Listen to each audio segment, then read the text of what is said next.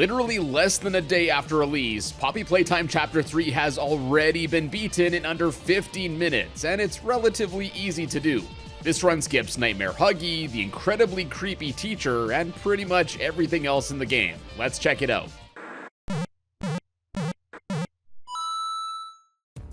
Alright, so time for the speedrun starts as soon as we start a new save file and get the game going. We begin this chapter pretty much right where Chapter 2's train crash ended, with an unskippable cutscene where the main antagonist, Catnap, carries us through a room and yeets us down this chute. Why he doesn't just absolutely destroy us right off the get-go is beyond me, but I digress. And we actually don't want to just passively sit through this cutscene, as this is where we can start doing some tricks. So just around before Catnap throws you down the chute, you'll actually want to start moving forward. Now it won't seem to do anything at first, but basically as soon as you start moving during the cutscene, you actually trick the game into starting the upcoming garbage crushing segment. So when the cutscene finishes, yeah, you'll get zipped all the way to the other side of the garbage crusher room almost instantly to save the time that it would take to walk over there. And another added benefit of starting the garbage crusher sooner is that this gap in the wall will already be open by the time you get there. Under regular circumstances, this block will be, well, blocking the only exit for a while, so you have to waste a few seconds to let it pull back. Anyways, once out of the garbage squisher, we can use our handy dandy grab pack to zip up to this doorway, which then going through this short hallway takes us to a really simple platforming section. Now ideally, if you're fast enough, you can get through this on the first cycle, but basically every time I've tried, I was too late to catch the first lift up, so I had to waste a few seconds for the next one. Anyways, from here you just have to jump to the left up 2 of these cylinder things, and then wait for the last one to go up a little bit so you can jump into the next room. We don't stay there long though, as we go through this gap in the wall and then immediately take a left to go through this red door. You'll also probably notice me opening doors with the grab pack throughout this run, and this basically just lets you open them sooner so you don't have to wait around to open them when you get there. Then after that, we got yet another little piston platforming section here, and although this one is a bit more difficult, that's still not saying much. Here you just have to jump on the first 2, and then you can jump across to the busted catwalk segment in the middle, and then basically you do the same thing again to get to the end here.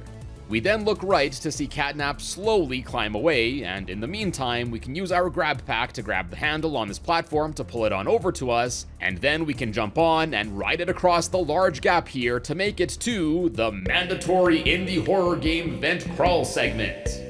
Thankfully, this one's pretty short, and after about 10 seconds, we get to this kitchen area where we're introduced to the battery mechanic. Find batteries, chuck them in the slots, easy as that. Then after scanning our blue hand to open this door and getting a refresher on how to use the green hand's ability to transfer charges, we pick up the phone here to get introduced to Ollie, an unseen character that guides us through this game, or at least he would if we didn't end up skipping most of it. Ollie then sends us another battery to open the next door, and then we can make our way to the entrance of the tram to Playcare.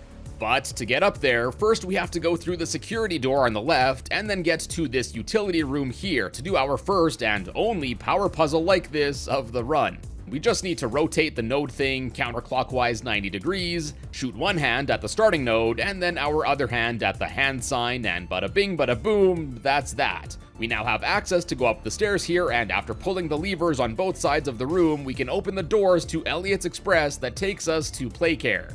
Now, unfortunately, we do have to sit through Elliot Ludwig's monologue for quite a while here, but on the flip side, once we get close enough to the dome, we can actually pull off a pretty neat little trick. Basically, as soon as you get to the red gas in the dome's entrance, by standing in the back left of the cable car, if you keep spamming the jump button, you can actually clip right through the back of it. And if you're able to clip out at the right moment, you can actually glitch out of bounds and fall onto the edge of the map section down here. And then, after carefully walking along the edge and making a leap of faith across this gap, this actually takes us to the loading trigger for the next room, and this effectively skips the rest of the gondola ride, as well as going under the statue in the middle of Playcare to grab the key to open up this room. And this, of course, saves a whole bunch of time. Then, once loaded into the gas production zone room, we can pick up a green battery in the room on the left, and then take it back to the opposite side to open up the corresponding door there. And once open, we can quickly use our grab pack to unlock a third hand for our arsenal, the purple one. And once that's in our possession, we're ready to start heading into the final boss fight. Yep, not kidding. We can waltz over to the elevator here that normally we have to take to get away from Catnap here towards the end of the game. But of course, we don't have the big blue battery yet, so it isn't open for us to take normally.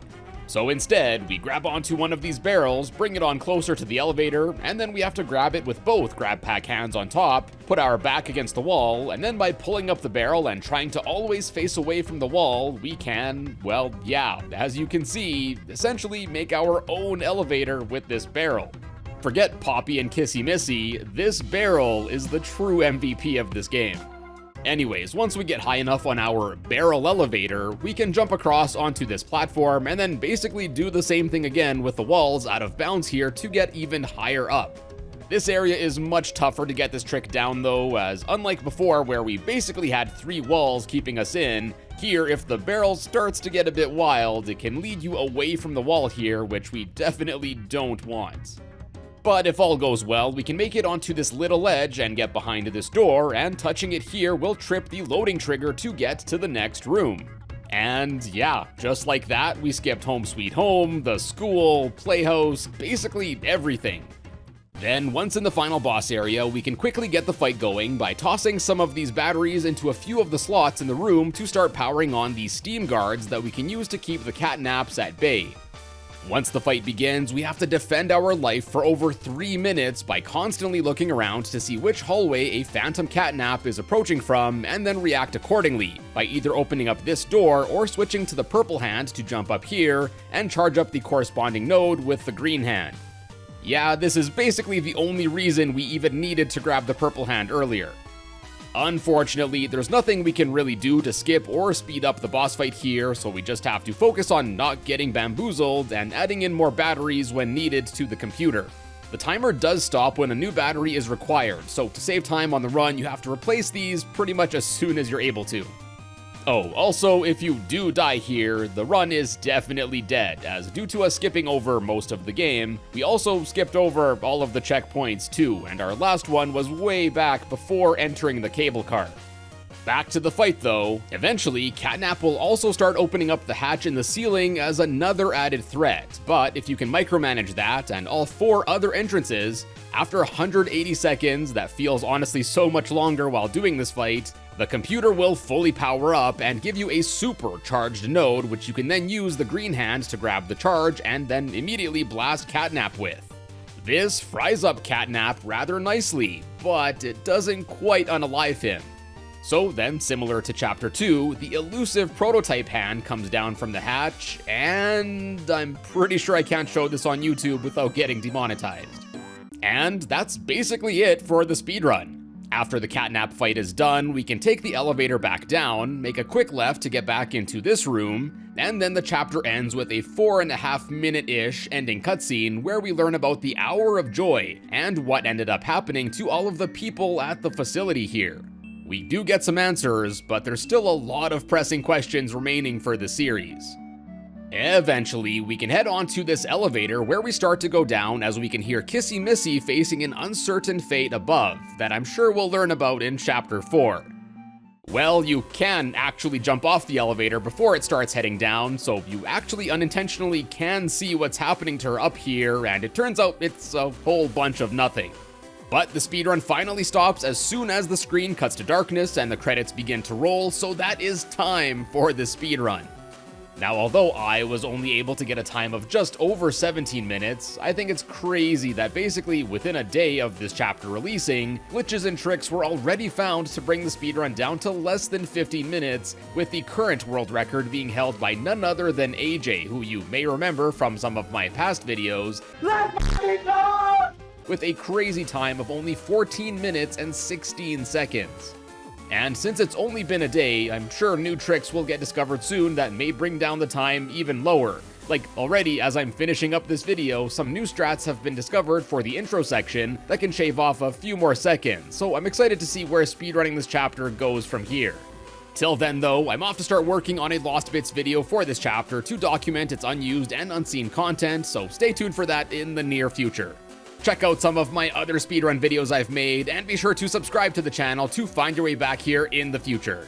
And as always, thank you all so much for stopping by today, and I will see you in a bit.